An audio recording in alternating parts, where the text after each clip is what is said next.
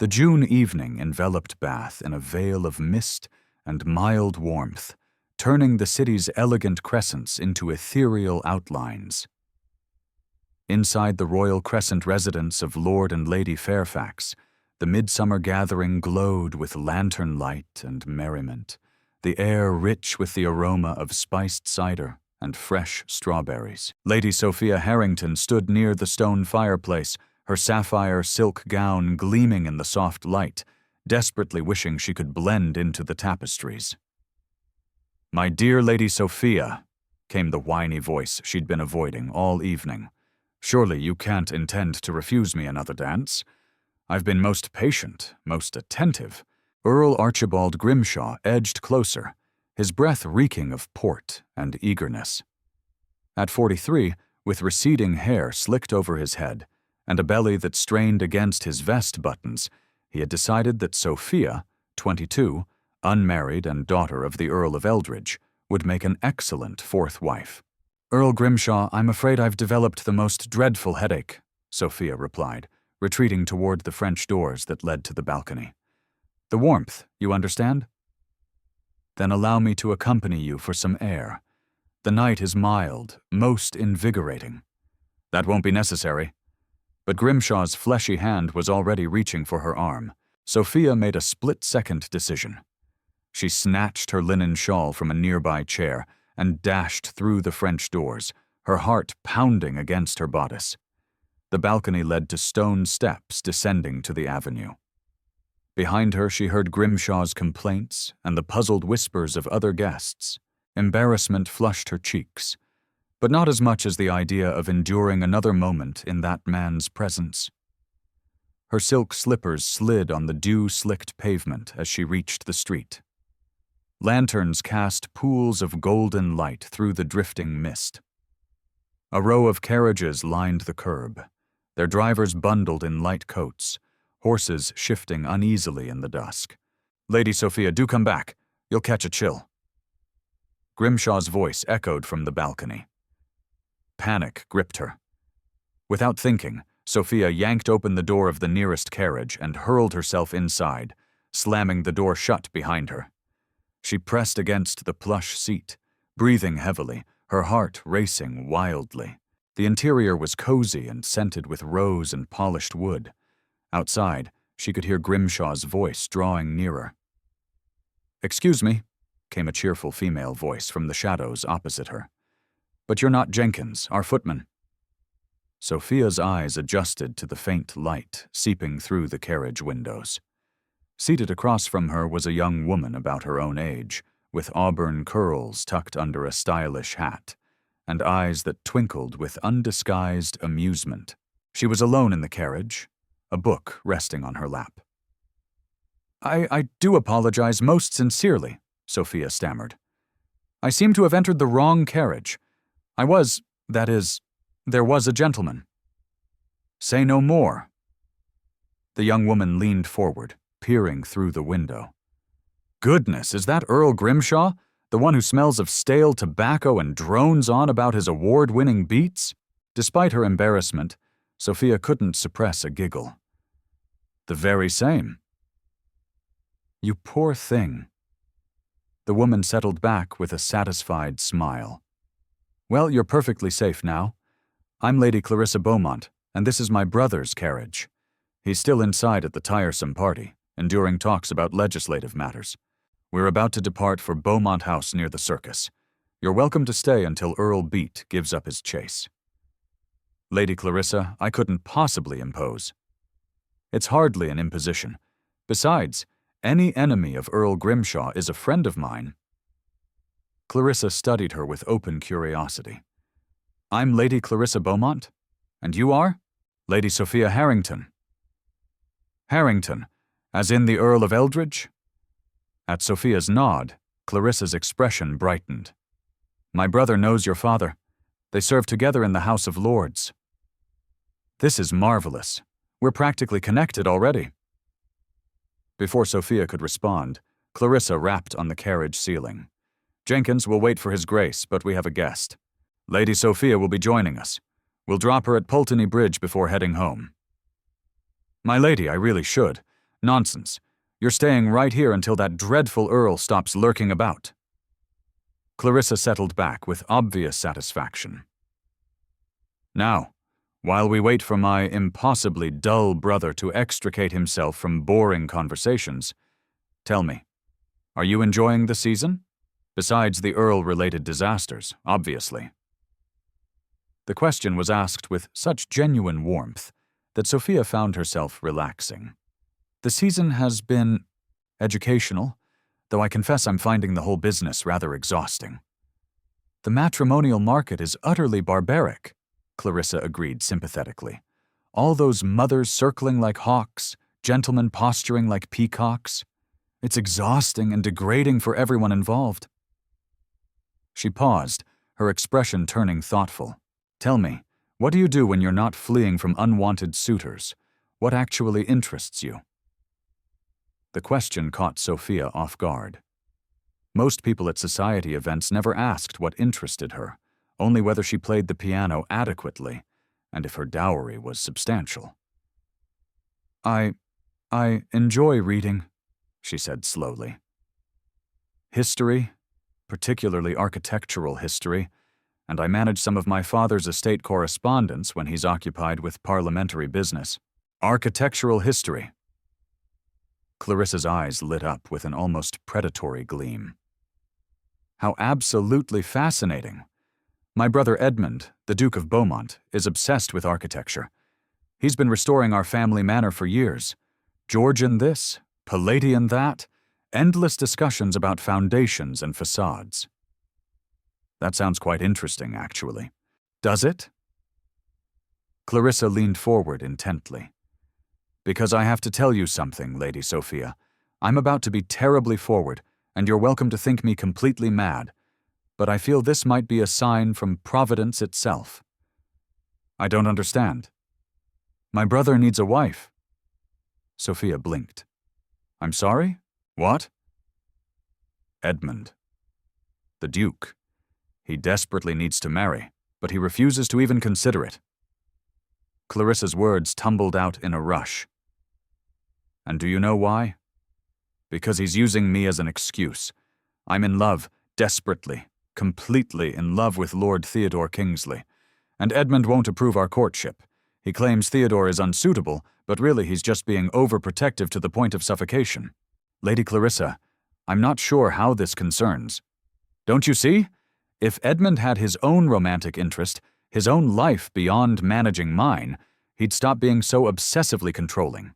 He'd realize that people can fall in love and be perfectly happy without his interference. He might actually give Theodore a fair chance instead of just dismissing him outright. Sophia's head was spinning. You want me to what exactly? Meet my brother. Talk to him about architecture and history and all those substantial topics you both care about.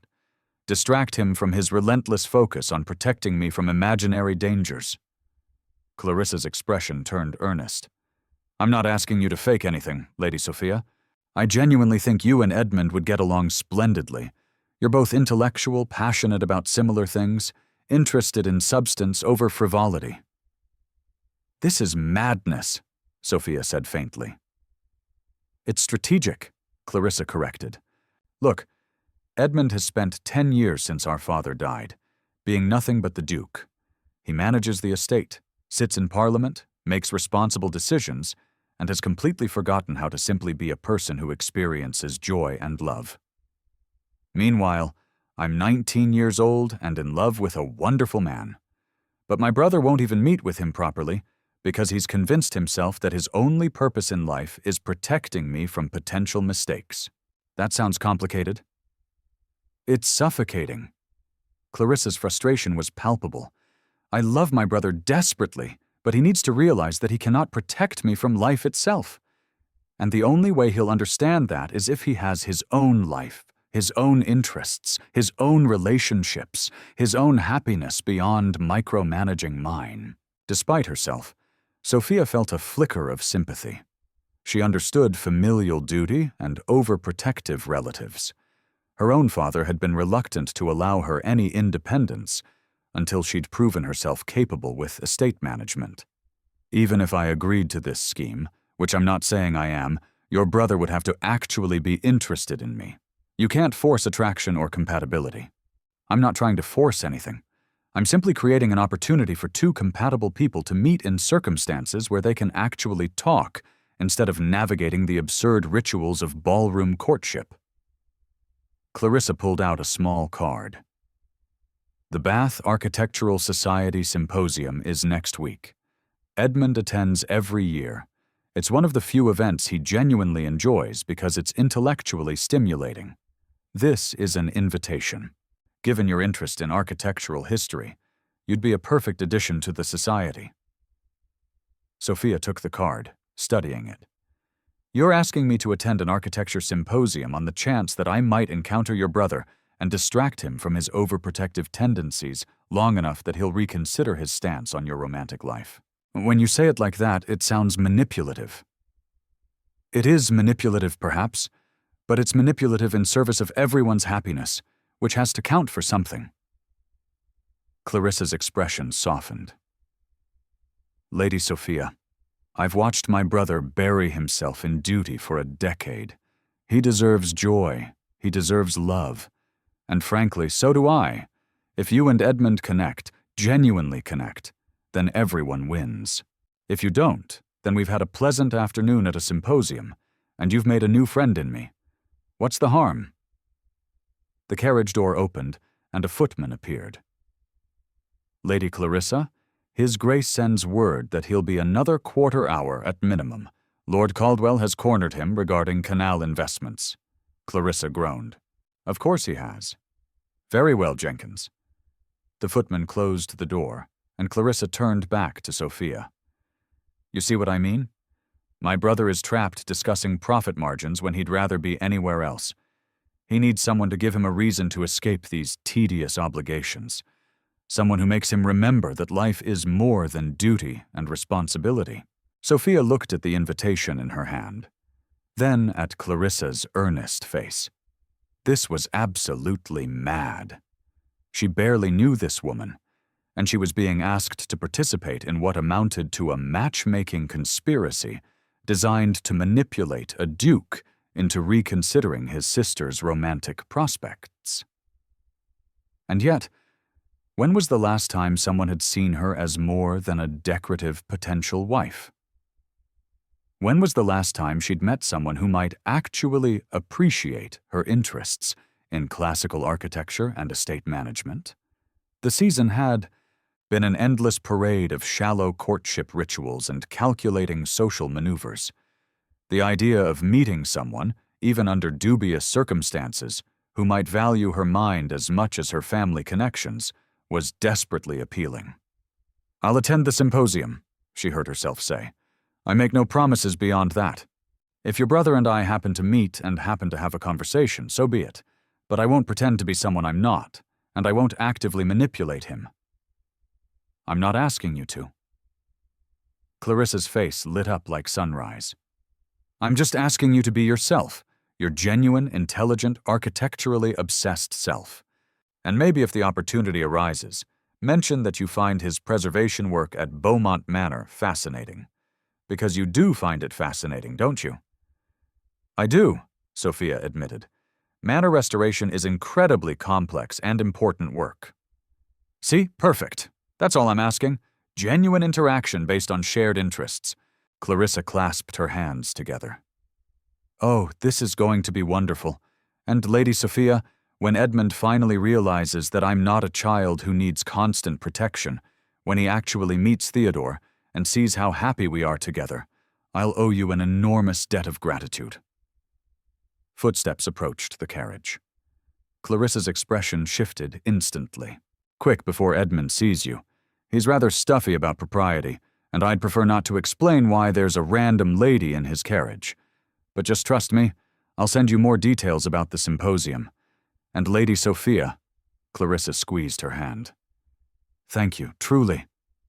Sophia gathered her shawl and slipped out the opposite door, just as a tall, dark-haired figure in evening attire approached from the other side. She caught only a glimpse. Broad shoulders, strong profile, an air of controlled authority, before she ducked behind the next carriage in line. Her heart pounded as she watched the Duke of Beaumont climb into his carriage.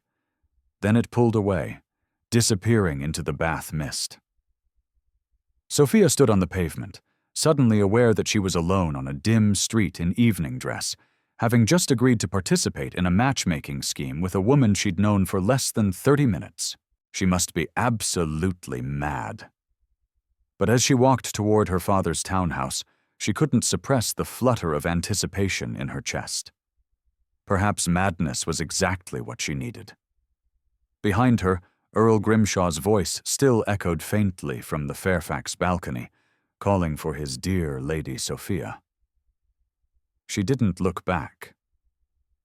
In the Beaumont carriage rolling toward the circus, Clarissa barely contained her triumphant grin. "You look pleased with yourself," Edmund observed, not glancing up from the correspondence he was reviewing by lamplight. "Did something interesting happen while you were waiting?" "Oh, nothing much," Clarissa said. "Rescued a young lady from an overzealous suitor, had a lovely conversation, made a new friend who shares your obsession with architectural history." Edmund looked up. "That was kind of you. Anyone I know?" "Lady Sophia Harrington. Her father is the Earl of Eldridge. You serve with him in the Lords, don't you?" "Victor Harrington. Yes, excellent man. Good head for policy." Edmund returned to his papers. "I didn't realize he had a daughter of marriageable age." "She's 22. Quite extraordinary, actually. Genuinely interested in Palladian architecture, manages her father's estate correspondence, reads substantive books." Clarissa paused delicately. "I thought I might invite her to tea. She'd be a refreshing change from my usual vapid acquaintances." That's fine." Edmund was barely listening, already absorbed in whatever parliamentary matter occupied his attention. "Perfect." Edmund had no idea what was coming. "Speaking of refreshing changes," Clarissa said carefully, "have you given any more thought to meeting with Theodore? Properly, I mean, not just dismissing him out of hand." Edmund's jaw tightened. "Clarissa, we've discussed this. Lord Kingsley is wholly unsuitable. You've never even spoken to him." "I've heard quite enough about his gambling debts and dueling reputation. Those debts are greatly exaggerated, and he fought one duel defending a lady's honor. That's hardly evidence of poor character." Clarissa leaned forward. "Edmund, I'm asking you to simply meet him. One dinner, one conversation where you actually listen with an open mind. Is that really so much to ask?" "It's not about asking," Edmund said quietly.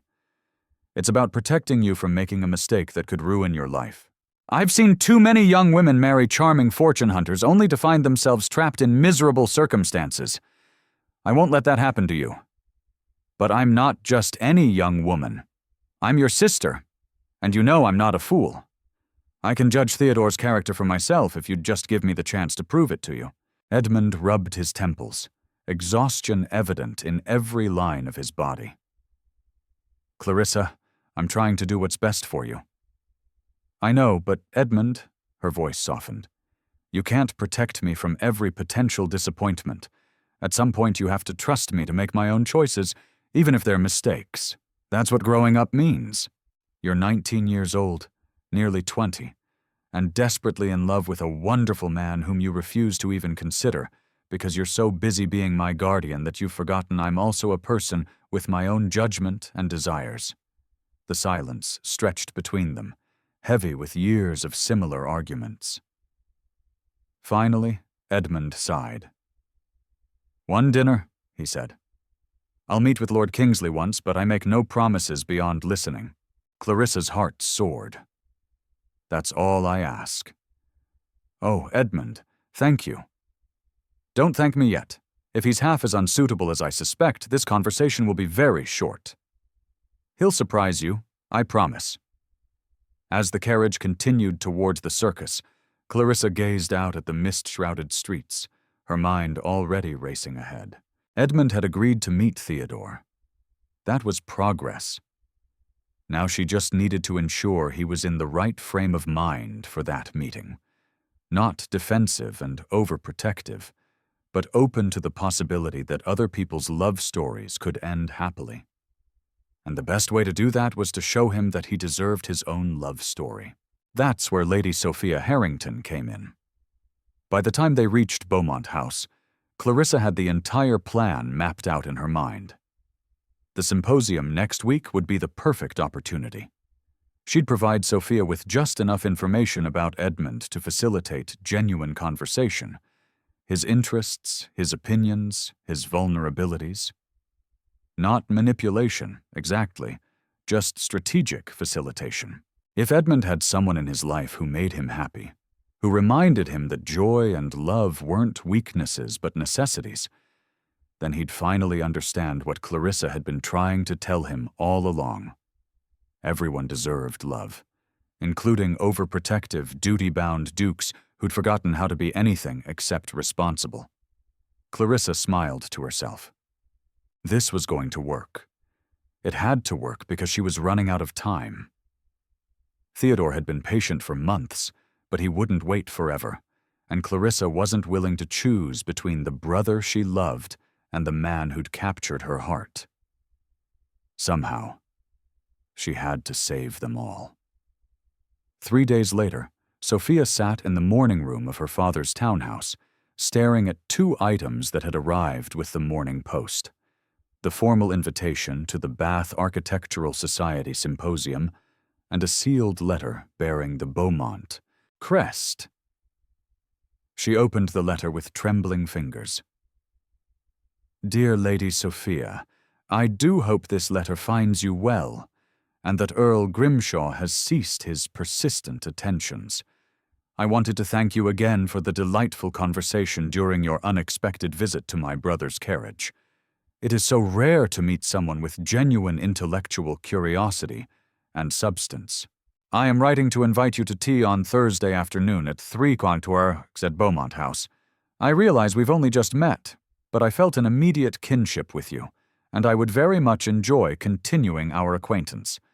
I should mention that I've also taken the liberty of securing your membership to the Bath Architectural Society. The symposium next week should be fascinating, and I thought you might enjoy attending with a friend rather than navigating it alone. Dear, if you're amenable, I'd love to discuss the symposium over tea, and perhaps share a few details about my impossible brother that might make your attendance even more interesting. Yours in conspiracy, Lady Clarissa Beaumont." Despite herself, Sophia laughed. Clarissa's audacity was almost admirable. She was brazenly acknowledging the matchmaking scheme, while somehow making it feel like a friendly collaboration, rather than manipulation. "Will you accept, my lady?" Eliza asked, arranging fresh flowers on the side table. "I shouldn't," Sophia said. "This entire situation is absurd. I barely know Lady Clarissa, and she's asking me to help orchestrate her brother's romantic life so he'll approve her own courtship. It's like something from a farcical novel." "But you're going to accept anyway," Eliza observed knowingly. "I'm going to accept anyway," Sophia admitted. "Heaven help me. I'm actually curious now about the symposium, about the Duke, about this whole ridiculous situation." She penned her acceptance and sent it with a footman. Thursday afternoon arrived with gentle summer sunshine that made Bath's honey-colored stones glow like gold. Sophia dressed carefully in a day dress of deep green muslin, elegant but not overly elaborate. She wanted to look presentable without appearing as though she'd tried too hard. Beaumont House was even more imposing in daylight, a testament to centuries of wealth and power, standing proud near the circus. The butler led her through corridors lined with paintings of stern-faced ancestors and into a sunny morning room where Clarissa waited. "Lady Sophia, I'm so delighted you came." Clarissa embraced her warmly. "I was worried you'd think better of our mad scheme and send your regrets." "I very nearly did," Sophia admitted. "I'm still not entirely convinced this isn't a terrible idea." "Oh, it's definitely a terrible idea by conventional standards," Clarissa agreed cheerfully, gesturing to the tea service.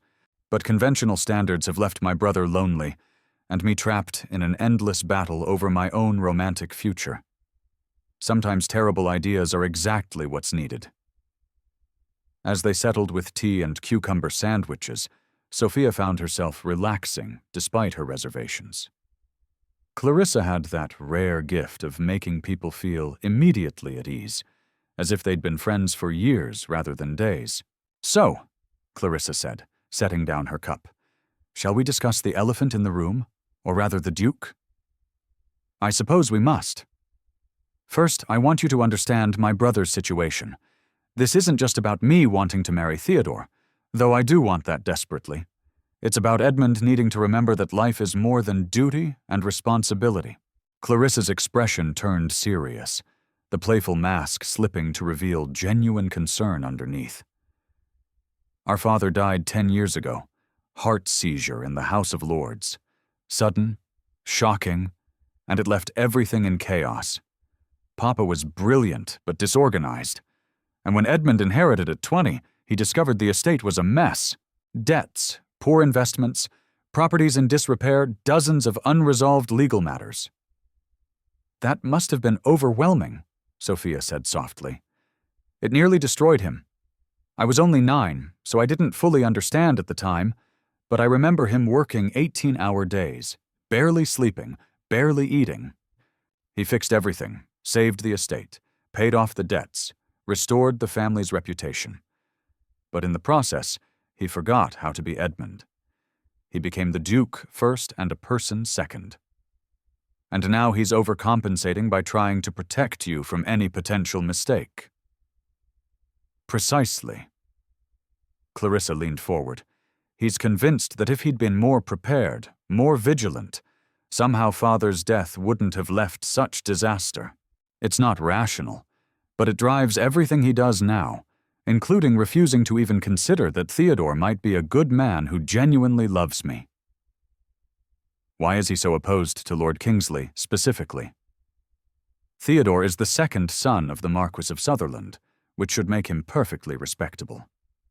But he has some gambling debts inherited from his late father's poor investments, and he fought a duel last year defending Lady Eleanor Fairfax's honor when a gentleman made inappropriate remarks about her.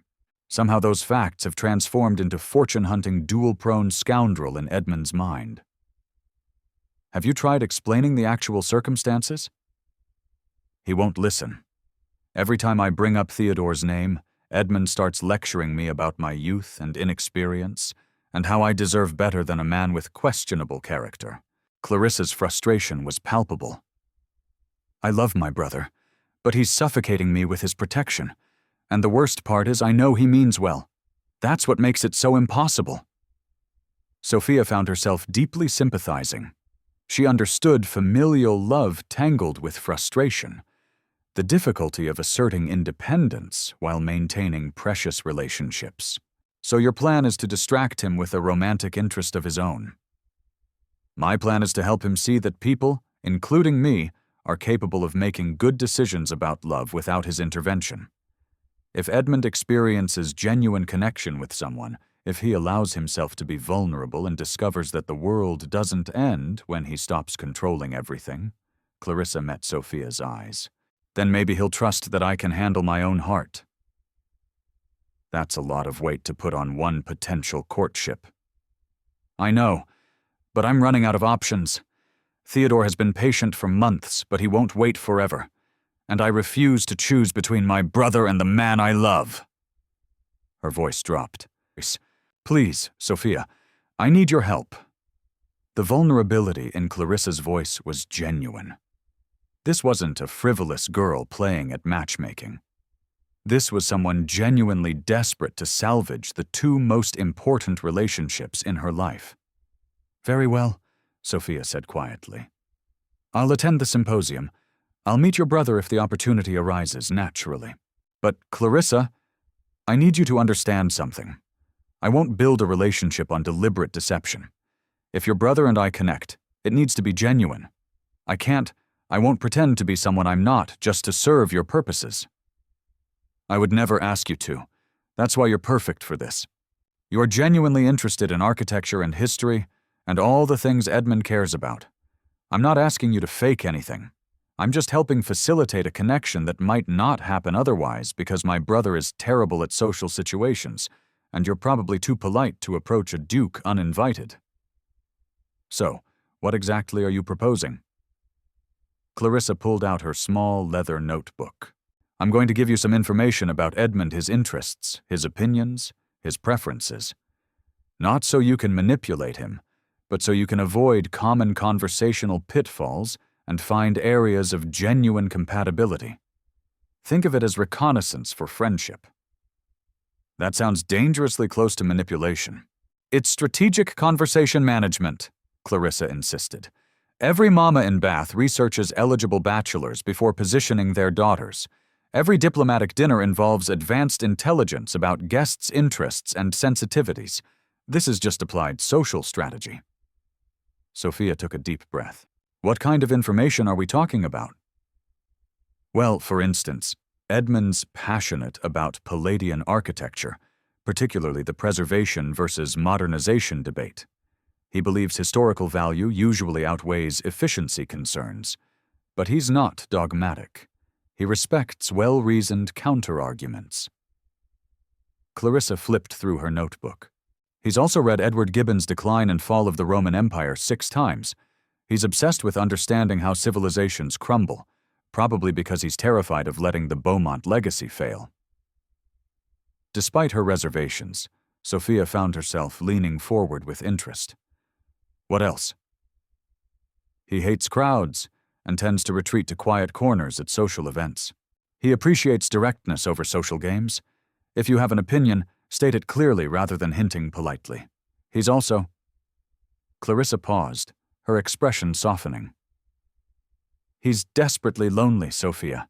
He's surrounded by people who want things from him. Advice, money, influence. But very few who just want him. If you can see past the Duke to the man beneath, if you can engage with Edmund rather than the title, that would mean everything.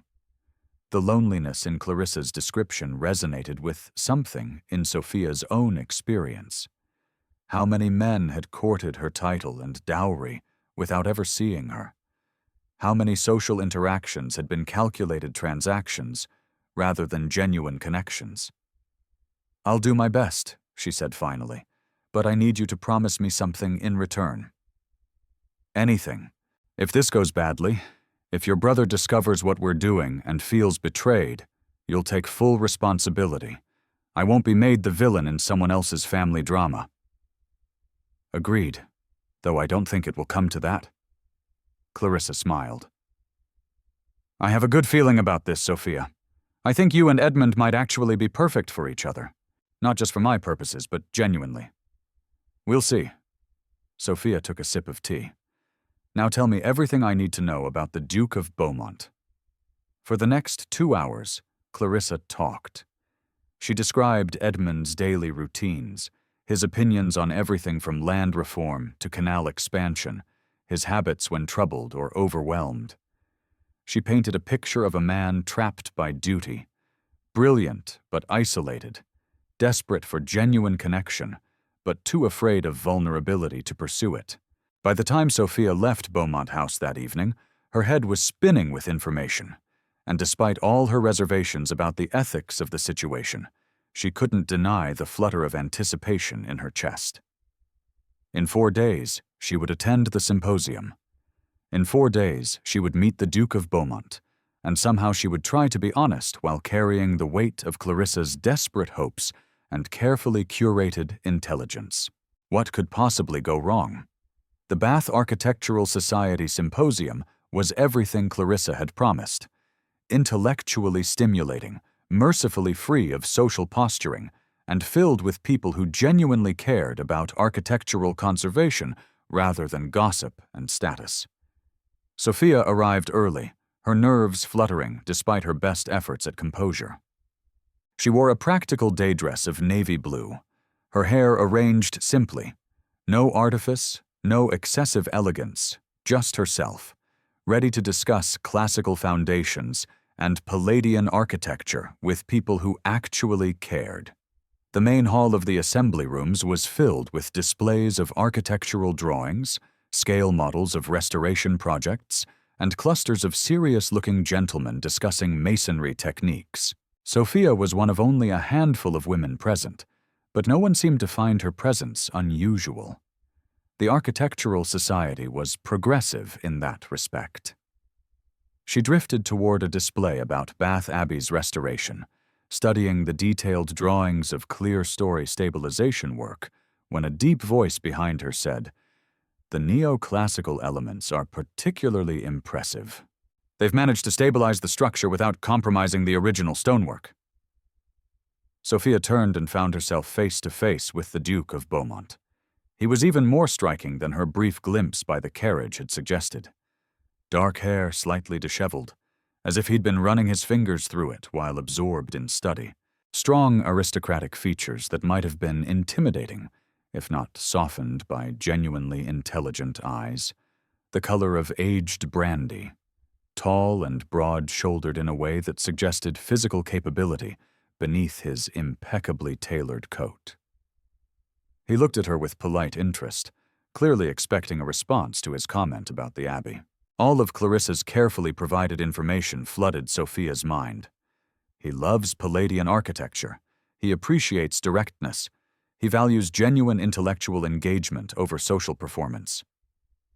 "The clear-story stabilization is remarkable," she managed, her voice steadier than she felt. "Though I wonder if they've adequately addressed the water damage in the lower chambers. Stone conservation is only effective if the underlying moisture issues are resolved first." Interest sparked immediately in his expression, exactly as Clarissa had predicted. "Precisely my concern. The surveyor's report mentioned drainage improvements, but the details were frustratingly vague. One can't simply treat symptoms while ignoring root causes. That would be like putting fresh plaster over a damp wall and expecting it to hold." Sophia agreed. "The fundamental problem remains." "Exactly." Edmund's whole demeanor shifted, the polite mask falling away to reveal genuine enthusiasm. "I've been trying to explain this to the Restoration Committee, but they're so focused on timeline and budget that they're not thinking about long-term structural integrity." They talked easily for several minutes about Bath Abbey, about the challenges of historical preservation, about the tension between authenticity and modern building codes. Edmund was articulate and passionate, his expertise obvious in every comment. And Sophia realized with a start that she wasn't following Clarissa's script at all. She'd forgotten about the carefully prepared information, forgotten about strategic conversation management. She was simply talking to someone who shared her genuine interests, who valued her opinions and built on her ideas rather than dismissing or patronizing her. This was what she'd been missing all season: real conversation, intellectual engagement, recognition as a thinking person rather than a decorative potential wife. "Forgive me," Edmund said suddenly. "I'm monopolizing your time with enthusiastic rambling about drainage systems. I don't believe we've been properly introduced. I'm Beaumont, Edmund Beaumont." "Lady Sophia Harrington." She curtsied. Recognition flickered across his face. "Harrington. Is your father the Earl of Eldridge?" "He is. I serve with him in the Lord's excellent mind for policy, particularly regarding agricultural reform." Edmund smiled, and the expression transformed his entire face. "Though he's never mentioned having a daughter interested in architectural conservation. He tends to discuss grain yields and crop rotation when we talk. He doesn't usually advertise my unusual interests," Sophia admitted. "Most people find discussions of classical drainage systems decidedly unladylike." "Then most people are fools." The words came out immediate and emphatic. Edmund looked slightly embarrassed by his own vehemence. "What I mean is, intelligence and education should be celebrated regardless of one's sex. The notion that ladies should confine themselves to watercolors and embroidery is absurd and wasteful of human potential. I wish more gentlemen shared your view." "As do I." He gestured towards the Abbey display. "Have you visited the restoration site yourself? They're conducting tours for society members. I haven't had the opportunity yet. You should. The nave work is extraordinary. 18th century tile floors being restored using period-appropriate techniques. I attended a demonstration last month. He paused, a slight flush coloring his cheeks. I'm doing it again, aren't I? Monologuing about architectural minutiae while you're too polite to escape. Sophia laughed, genuinely delighted by his self-awareness. Actually, I'm fascinated. Please continue. What techniques are they using? Edmund's expression brightened, and he launched into a detailed explanation of classical tile-making methods and modern restoration challenges. Sophia listened, asked questions, offered her own observations. The conversation flowed naturally between them, building momentum as they discovered more shared interests and compatible viewpoints. An hour passed without Sophia noticing. They'd moved from the Abbey display to a lecture on Georgian manor construction, then to a demonstration of stone conservation techniques. Edmund was everything Clarissa had described. Passionate, intelligent, slightly awkward in social situations, but completely comfortable discussing substantive topics. More importantly, he looked at her, really looked at her as if her thoughts and opinions mattered as much as his own. When another gentleman approached, the dreaded Lord Caldwell, whom Clarissa had mentioned, Edmund's jaw tightened with visible frustration. Beaumont, just the man I wanted to see. We need to discuss the canal expansion through Somerset. There's significant profit potential if we can navigate the preservation concerns. Lord Caldwell, perhaps another time. Nonsense, won't take a moment. These preservation fellows are all well and good, but progress demands certain sacrifices of sentiment. Sophia caught Edmund's eye and saw genuine distress. He wanted to escape, but was too polite to simply walk away, too trapped by duty and social obligation to prioritize his own desires, just like Clarissa had described. Excuse me, Lord Caldwell, Sophia interrupted smoothly. I've just remembered I promised to examine the Palladian Revival display in the East Gallery before the afternoon lectures begin. Your Grace, would you escort me? I'm not entirely certain of the location. Relief flooded Edmund's features. Of course, Lady Sophia. Caldwell, we'll continue this discussion another time. Good day. He offered his arm, and they escaped together, both slightly breathless from their flight. Thank you, Edmund said, once they'd reached a quiet alcove overlooking the Avon. Caldwell means well, but once he starts discussing canal investments, there's no escape short of feigning sudden illness. I noticed you looked rather desperate. That's the burden of the title. Everyone wants something. Advice, investment, influence, connections. Sometimes I feel less like a person and more like a walking repository of ducal resources. The vulnerability in his voice was unexpected. This wasn't the controlled, reserved Duke Clarissa had described. This was someone genuinely exhausted by the weight of constant demands. That sounds lonely, Sophia said quietly. Edmund looked at her, surprise evident in his expression. Most people don't see it that way. They see privilege and power, not isolation. Privilege and isolation aren't mutually exclusive.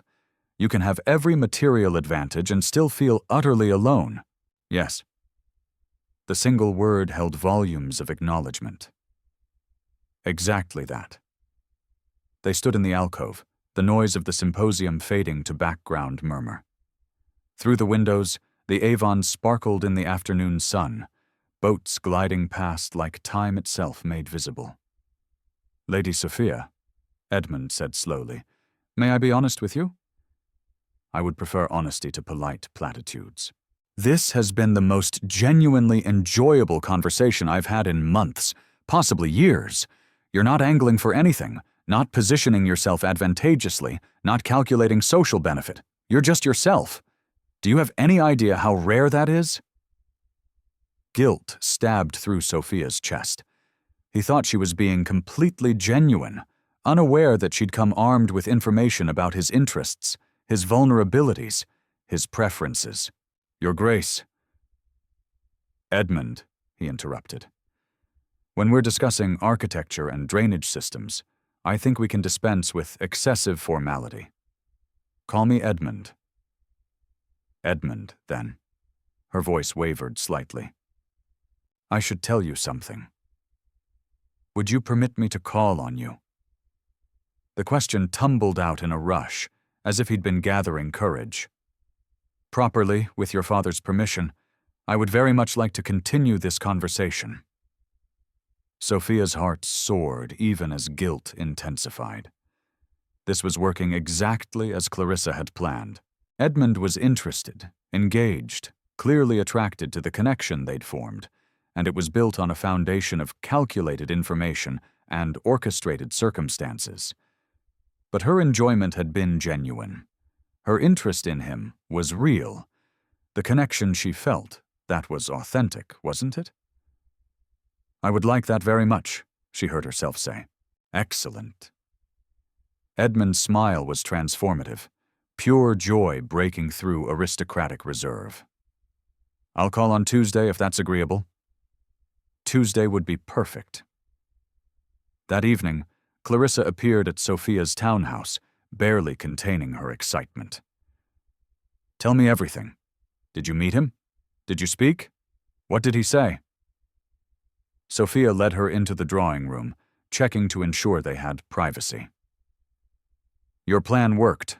We spoke for over an hour. He's calling on Tuesday. I knew it. Clarissa grabbed her hands, spinning her around like they were children. I knew you two would be perfect together. What did you talk about? Architecture mostly. Bath Abbey stone conservation. His restoration work at Beaumont Manor. Sophia pulled her hands free, pacing toward the fireplace. Clarissa, I feel terrible. Why? You were wonderful. Edmund was clearly enchanted because I went there armed with information you'd given me. I knew exactly what topics would interest him, what opinions he held, even how to rescue him from Lord Caldwell. It felt like I was following a script you'd written. You weren't following a script. You were having a genuine conversation with helpful context. That's not manipulation. That's just being prepared. It's manipulation disguised as preparation. It's strategic. Clarissa sat on the sofa, her expression turning serious. Sophia, listen to me. Did you fake your interest in architecture? No. Did you pretend to have opinions you don't actually hold? Of course not. Did you lie about who you are or what you value? No. Then what exactly did you do that was dishonest? Clarissa met her eyes steadily. You had an intellectually stimulating conversation with a compatible person. The fact that I gave you some advanced information simply meant you avoided wasting time on unsuccessful topics. Would you prefer to have stood there awkwardly trying random subjects until something worked, or worse, not speaking to him at all because you were too intimidated by his title? When you put it that way, it sounds completely reasonable, doesn't it? Clarissa smiled. Look, I gave you a map of the territory, but you still had to navigate it yourself. And from what you've told me, you did that brilliantly. Edmund is notoriously difficult to truly engage. If he's calling on you Tuesday, that means something genuine happened between you. That's real, Sophia. That's not artifice. Sophia wanted to believe her. Desperately wanted to believe that the connection she'd felt with Edmund was legitimate, despite its orchestrated origins. What's the next step? She asked. Now we deepen the connection. Make Edmund realize he can't imagine his life without you in it. Clarissa's eyes sparkled, which means providing you with more helpful context, not manipulation, just information that will help you understand him better. Clarissa, his favorite book is Gibbon's Decline and Fall. He's read it 6 times, completely obsessed with understanding societal collapse. He takes his tea with 1 sugar, no milk.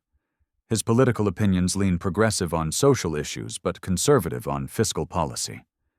He works in the library until 2 in the morning when he's troubled by estate problems. Stop. Sophia held up her hand. I can't do this. I can't build a relationship on calculated information gathering. It's not right. It's not calculated, it's considerate. You're learning about him. I'm studying him like a subject for examination, and when he inevitably discovers what we're doing, because these things always come out, he'll feel betrayed and manipulated. Everything genuine between us will be tainted by the deception of how it began. Clarissa's expression turned pleading. Just a little more help. Just enough to get through the initial courtship phase. Once you're established, once he's committed, then you can be completely honest. That's backwards. Honesty should come first, not after emotional investment. Sophia crossed to the window, looking out at the darkening square. I like your brother, Clarissa. I genuinely like him. The conversation we had today was the most intellectually fulfilling exchange I've had in years. But I won't continue building something real on a foundation of strategic manipulation. So what are you saying? I'm saying that when Edmund calls on Tuesday, I'm going to tell him the truth about how we met, about your scheme, about the information you provided. I'll let him decide whether he wants to continue the acquaintance knowing its origins. He'll be furious. He'll think the worst of both of us. Perhaps, but that's better than building something on lies and having it collapse later when the truth inevitably surfaces. Sophia turned from the window. I'm sorry, Clarissa. I know you meant well. I know you're desperate to help your brother and secure your own happiness, but I can't be party to this kind of deception. Clarissa stood, her expression cycling through emotions: anger, fear, desperation, resignation. Finally, she nodded slowly. You're right. I know you're right. She moved toward the door, then paused. Sophia, whatever happens, I really do think you and Edmund could be wonderful together. I wasn't wrong about that. I just went about it entirely the wrong way.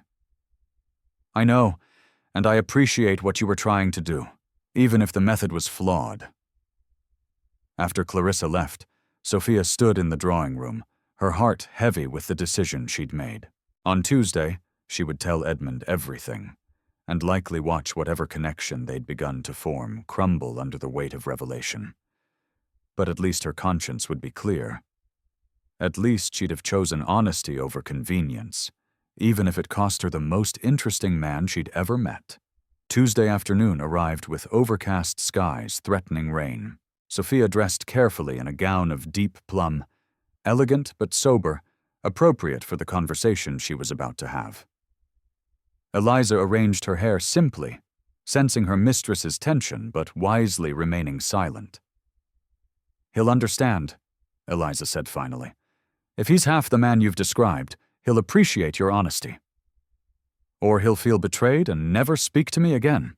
Then he wouldn't have been worth it anyway. Sophia wished she shared Eliza's confidence.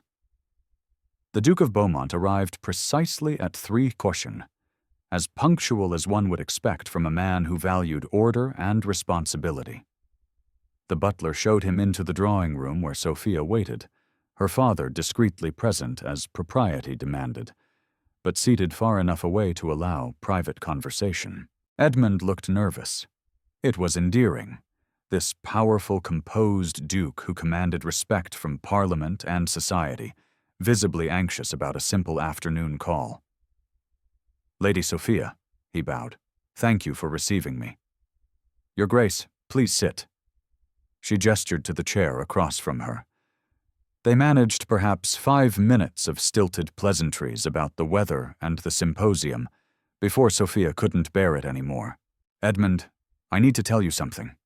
Before we continue this, whatever this is becoming, you need to know the truth about how we met. His expression shifted immediately to wariness. I thought we met at the symposium. We did, but that meeting wasn't as coincidental as it appeared. Sophia took a deep breath. 3 days before the symposium, I fled a party to escape an unwanted suitor. I panicked and jumped into the wrong carriage, which happened to belong to your sister. Clarissa was inside alone, waiting for you. Edmund's face had gone very still. We talked while she waited. She told me about you, about your restoration work, your interests, your... Sophia forced herself to continue. Your loneliness. She said you needed a wife, and she thought I would be perfect for you. I see. His voice was carefully neutral. And did my sister happen to mention why she was suddenly so interested in arranging my matrimonial future? She did. She's in love with Lord Theodore Kingsley, and you won't approve the match. She thought if you had your own romantic interest, you might be less overprotective of her choices. So this was a conspiracy. Each word was precisely enunciated, controlled fury barely contained beneath ducal composure. My sister decided to manipulate my romantic life to serve her own purposes, and you agreed to be her instrument. It wasn't like that, wasn't it? Let me guess the sequence of events. Clarissa invited you to tea. She gave you information about my interests, my preferences, my vulnerabilities. She secured your invitation to the symposium, an event she knew I would attend. She coached you on exactly what to say to capture my attention. The accuracy of his summary was damning. Sophia felt tears burning her eyes, but refused to let them fall. Yes, she said quietly. All of that happened. I won't lie to you about it. How thoughtful. Honesty after the deception has already served its purpose. He stood, moving toward the window, his back rigid with anger. Tell me, Lady Sophia, was any of it real? Our conversation about Bath Abbey, your interest in architecture, or were you just performing your role in my sister's little theatrical? My interest was genuine. Everything I said about architecture, about preservation, about my own passions, that was all true. Clarissa didn't tell me what opinions to have. She just gave me context. Information that helped me understand you better. Information that you used to manipulate me into believing we had some kind of genuine connection. We did have a genuine connection. Sophia stood, moving toward him. Yes, Clarissa told me what topics would interest you, but our conversation went far beyond anything she could have scripted. The way we challenged each other's ideas, the intellectual excitement of finding someone who truly understood, that was real, Edmund. That was us, not her scheme. How can I possibly know what was real and what was calculated? He turned from the window, and the hurt in his eyes broke her heart. Every word you said, every opinion you expressed, every moment I thought we were truly connecting, it's all tainted now. I don't know if I was falling for you or for a performance. You were falling for me. The real me. She crossed the room, stopping just in front of him. Yes, I came to that symposium knowing what topics might interest you. But everything after that, every laugh, every debate, every moment of genuine recognition that was authentic. Clarissa gave me a doorway, but I walked through it as myself, as Sophia, not as some character playing a role. And I'm supposed to simply trust that? Trust the woman who's just admitted to deceiving me from the very beginning? No. Sophia's voice broke. You're supposed to be furious with me. You're supposed to feel betrayed and manipulated because you were. What Clarissa and I did was wrong. I should have told you immediately at the symposium, or certainly before today. I should never have agreed to the scheme in the first place. Then why did you? Because I was lonely too. The words burst out, raw and honest. Because I've spent an entire season being courted by men who only see my dowry and family connections. Because no one has ever asked what actually interests me or valued my opinions on anything substantive. Because when Clarissa described you, a man who might appreciate intelligence and genuine conversation, I was desperate enough to compromise my ethics for a chance at real connection. She turned away, unable to bear looking at his face anymore. I'm not defending what I did. It was manipulative and wrong, and you have every right to walk out of here and never speak to me again. But Edmund, please believe this one thing. My feelings became real. Somewhere between discussions of Georgian fortifications and your stories about restoring Beaumont Manor, I fell in love with you. Not the Duke you. The man who gets passionate about classical drainage systems and carries the weight of legacy with such grace. The silence stretched unbearably. Rain began pattering against the windows, soft and insistent. "Why tell me now?" Edmund asked finally. "You could have continued the deception. I was clearly infatuated enough not to question too closely. You could have secured the engagement, the marriage, everything Clarissa wanted for both of us. Why confess?" "Because I couldn't build a life with you on a foundation of lies. Because you deserve honesty, even when it costs me everything I've begun to want." Sophia finally let the tears fall. "Because I'd rather lose you now with my integrity intact than keep you through continued deception and lose myself in the process." She heard him move, felt him step closer behind her. Then his hands were on her shoulders, turning her gently to face him. "You're crying," he said, and there was wonder in his voice rather than anger. "Of course I'm crying. I've just destroyed any chance of happiness with the first man who's ever truly seen me. I'm allowed to cry about that. The first man who's ever truly seen you," Edmund repeated slowly. "Is that really how you see me? That's how I know you. Not from Clarissa's information, but from our conversation. From the way you listen to my opinions about stone conservation as if they mattered. From how your whole face changes when you talk about something you love. From the vulnerability you showed when you admitted feeling like a walking repository of ducal resources." She reached up, touching his face gently. "I know you, Edmund Beaumont. Maybe I took a shortcut to meeting you. Maybe the circumstances were manipulative and wrong. But what happened after that? What's still happening between us right now? This is real. This is honest. This is me, completely without artifice telling you that I love you, and I'm desperately sorry for how badly I've handled everything." Edmund caught her hand, holding it against his cheek. His eyes searched hers, looking for truth, for authenticity, for some assurance that he wasn't being played for a fool. "I'm terrified," he admitted. "Terrified to trust this. Terrified that I'm just seeing what I want to see because I'm so bloody lonely that I'd rather believe a beautiful lie than face another decade of isolation." "Then don't trust me yet. Let me prove it to you." Sophia's voice strengthened with determination. "Give me a chance to show you who I really am.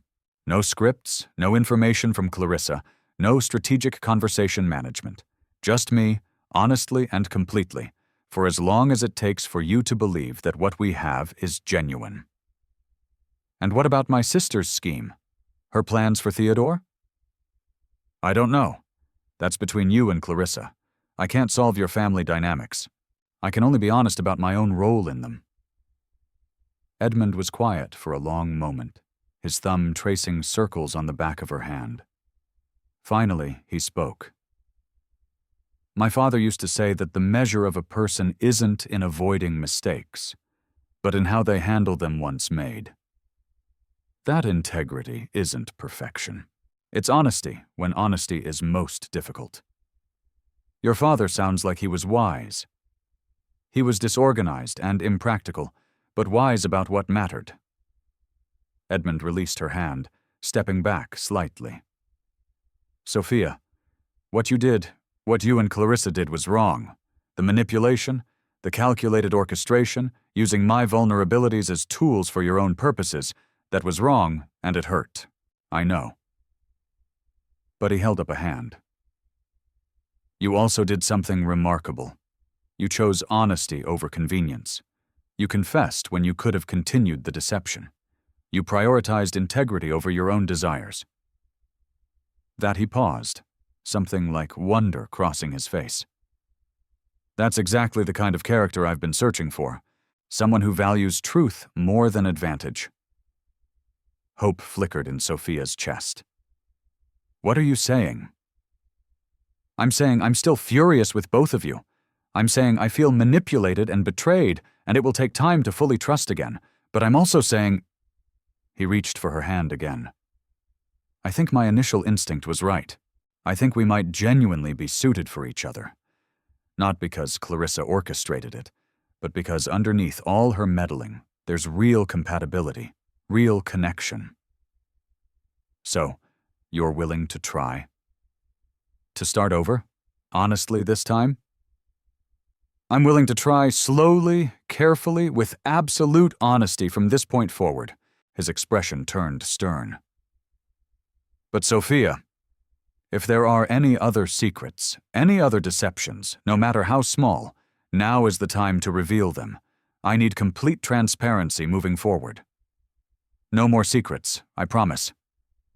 And I need to have a very serious conversation with my sister. She meant well. She really did. She just went about it entirely the wrong way. That seems to be a theme with Clarissa. Edmund sighed. I suppose I should also have a proper conversation with Lord Kingsley. If my sister went to such elaborate lengths, her feelings for him must be genuine. I think they are. They stood in the drawing room, rain tapping against the windows, the air between them charged with possibility and cautious hope. Sophia's father had discreetly withdrawn at some point during their intense conversation, granting them privacy for what mattered most. Edmund, Sophia said quietly, I really do love you. Not the Duke of Beaumont you, Edmund. The man who gets excited about 18th century tile floors and carries the weight of the world with quiet grace. I love you, and I will spend however long it takes proving that truth to you. I believe you. His voice was soft but certain. Not because the words are pretty, but because you chose honesty when it cost you everything. That's the kind of love worth building on. He pulled her closer, and this time when their lips met, it wasn't calculated or orchestrated. It was simply two people, flawed and honest, choosing each other despite the messy complications of how they'd found their way together. When they finally broke apart, both breathless, Sophia laughed shakily.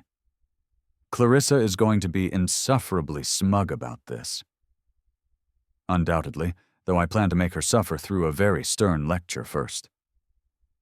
Edmund smiled, and it was that transformative expression she'd seen at the symposium.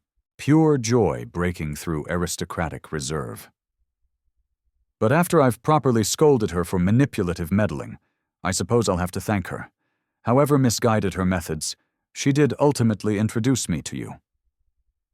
So you forgive her? Eventually, after sufficient groveling and promises never to interfere in my personal life again. His expression turned mischievous. Though I suppose I should meet this Lord Kingsley she's so desperate to marry. If she went to such elaborate lengths, he must be either exceptional or she's completely delusional.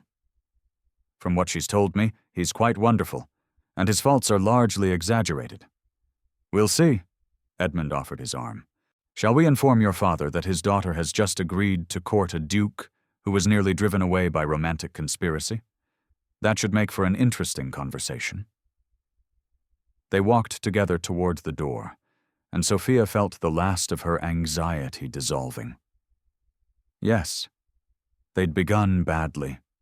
Yes, trust would take time to fully rebuild. But they were beginning honestly now, with all the cards on the table and genuine connection underlying everything. Sometimes the wrong path could still lead to the right destination. Sometimes love that began with manipulation could transform into something purely authentic. And sometimes the best foundation for the future was the courage to be completely vulnerably honest, even when honesty threatened to destroy everything you'd just begun to hope for. 3 weeks later, Beaumont House hosted a dinner party. The guest list was small but significant. Lord and Lady Eldridge, Lord Theodore Kingsley, and, of course, Clarissa and Sophia herself. Edmund had insisted on the dinner after his initial meeting with Theodore had gone surprisingly well. The young man was intelligent, articulate, genuinely devoted to Clarissa, and far more responsible than gossip suggested. His debts were manageable, his duel genuinely honorable, and his love for Clarissa absolutely evident. Edmund had found himself liking the man despite his best efforts to find fault. Now, as they gathered around the table, Clarissa could barely contain her excitement. She kept glancing between Edmund and Theodore, between Sophia and her brother, as if she still couldn't quite believe her scheme had somehow worked despite its spectacular near disaster.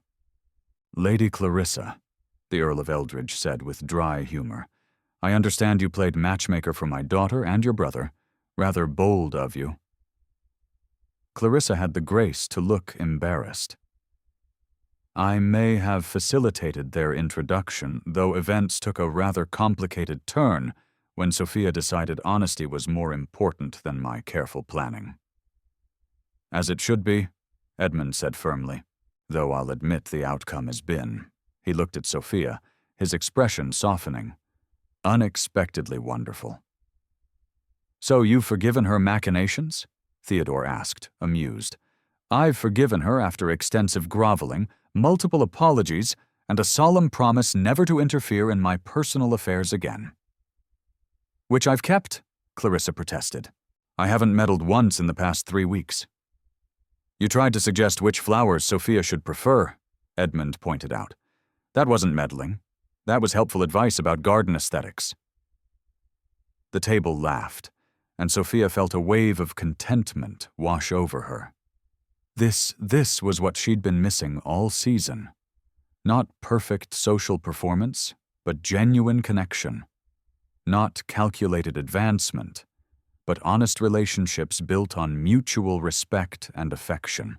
Edmund caught her eye across the table and smiled, and her heart did its now familiar flutter. "Well," said the Countess of Eldridge, "I for one am grateful to Lady Clarissa, however unconventional her methods. They've introduced my daughter to a man who actually appreciates her mind as much as her family connections. That's rarer than rubies in my experience." "Speaking of which," Edmund said, pulling a small box from his pocket, "I've been meaning to give this to Sophia, though perhaps now with family present is the perfect time." Sophia's breath caught as he stood and moved to kneel beside her chair. "Lady Sophia Harrington, our courtship began in the most unconventional manner possible. We've navigated deception, confronted manipulation, and somehow found genuine love in the midst of my sister's scheming." His eyes held hers, warm and certain. "I've spent 3 weeks getting to know you honestly, the real you, without scripts or strategies. And every day has only confirmed what I suspected from that first conversation at the symposium. You're extraordinary.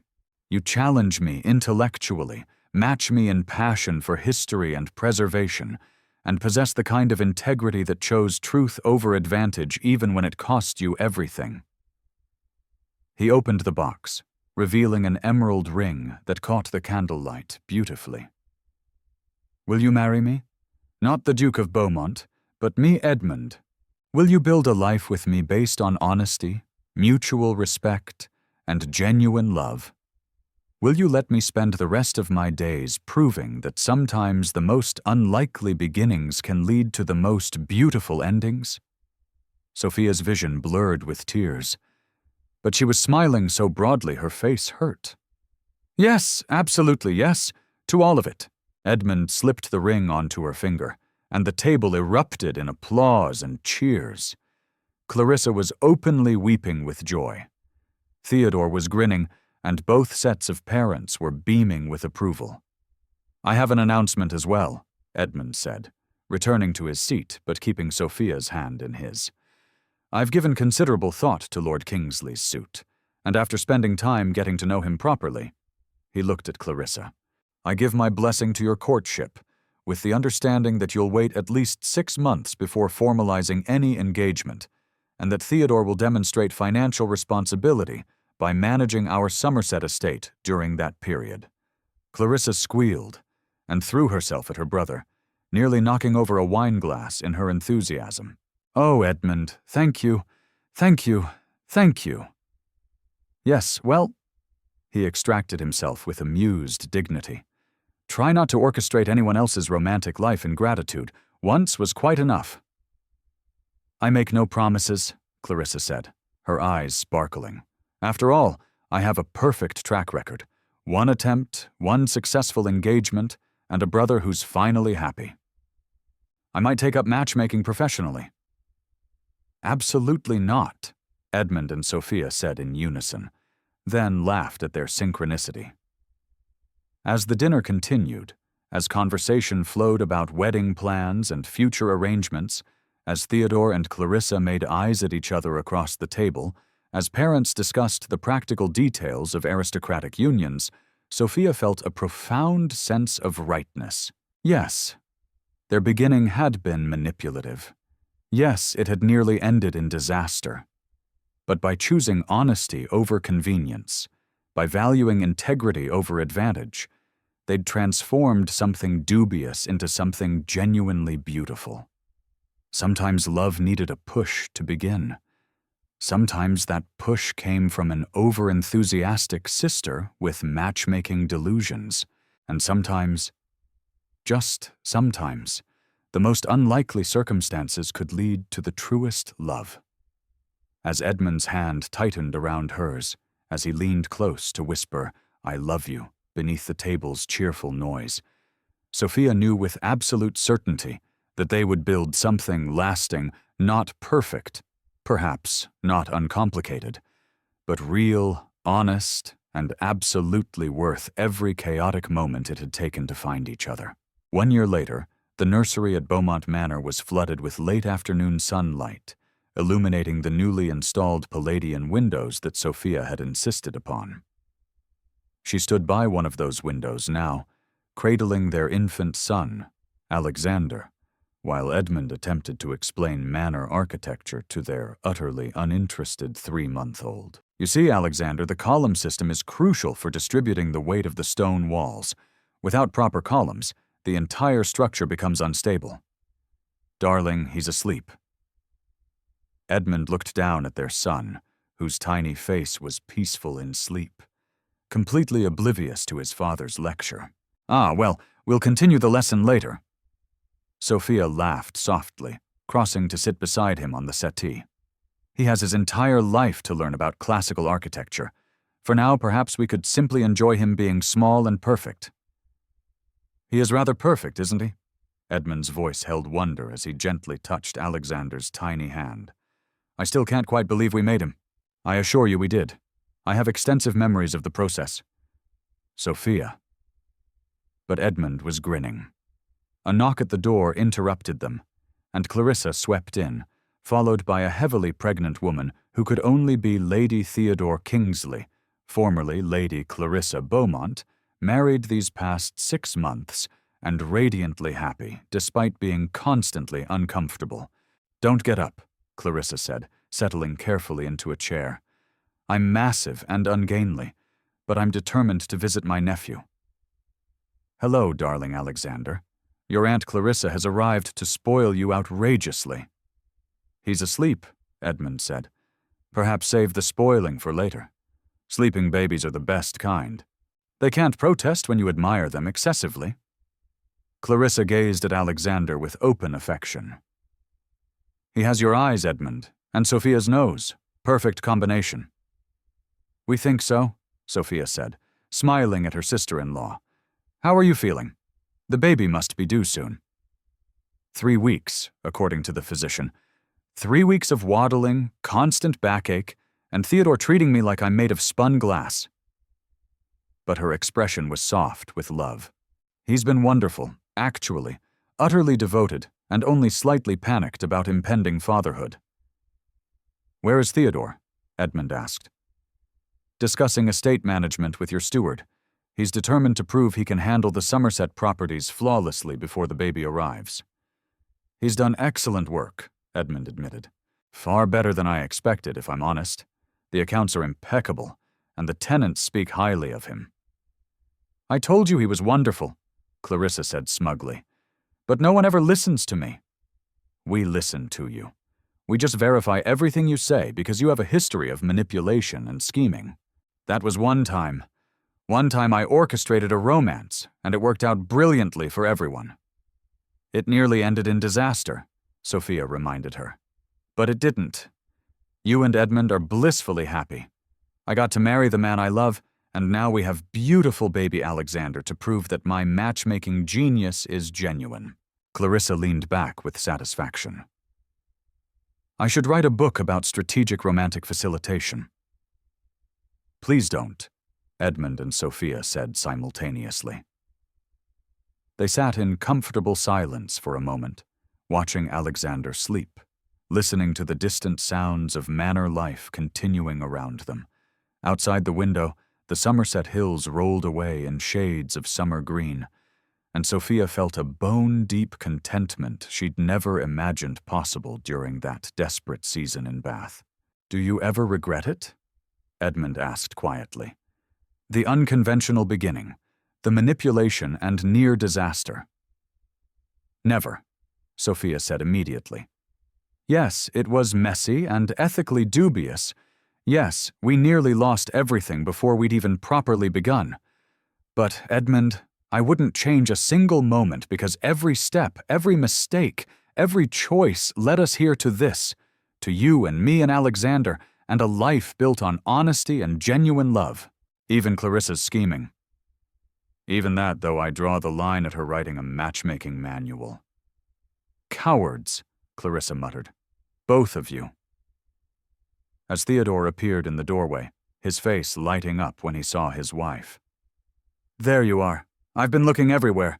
Clarissa, you promised to rest after lunch." "I'm resting. I'm sitting very restfully while visiting my nephew." "That's not what the physician meant by rest." As Theodore gently coaxed his protesting wife toward their chambers, as Edmund carefully transferred the sleeping Alexander to his cradle, as afternoon sun continued streaming through those Palladian windows, Sophia felt the story of their romance settling into its proper shape. Not a fairy tale, not a perfect romance unmarred by complications, but something better, something real. A love that began with manipulation, but transformed through honesty. A marriage built not on flawless courtship, but on the courage to be vulnerable and truthful, even when it risked everything. A family forged through imperfect choices that somehow miraculously led to perfect happiness. "I love you," Edmund whispered, pulling her close as they stood over their son's cradle. "I love you too," Sophia whispered back, "always, honestly, completely." And in that moment, in that manner that had stood for centuries, and would stand for centuries more, their love joined the foundation, adding to the legacy, becoming part of the history. One more story of unlikely beginnings transformed into certain endings. One more proof that sometimes the wrong carriage could lead to exactly the right destination. The end?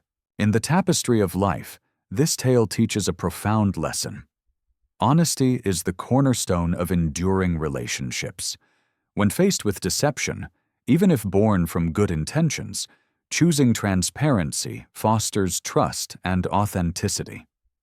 A key life skill to cultivate is the art of courageous communication. Practice voicing difficult truths early with empathy and accountability to build bonds that withstand trials and lead to true fulfillment.